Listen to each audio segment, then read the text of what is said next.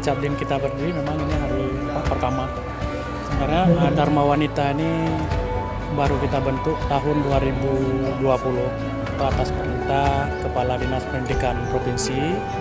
Jadi untuk masing-masing cabang itu agar membentuk Dharma Wanita.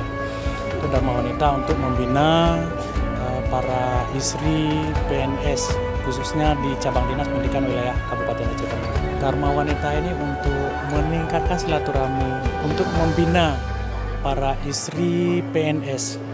Itu intinya.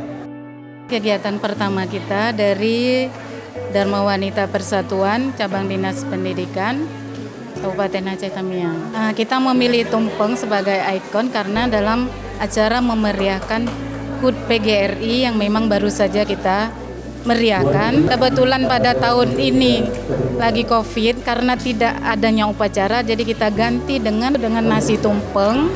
Kreativitas, keindahan, kebersihan, kesesuaiannya dengan daftar belanja yang sudah ditentukan.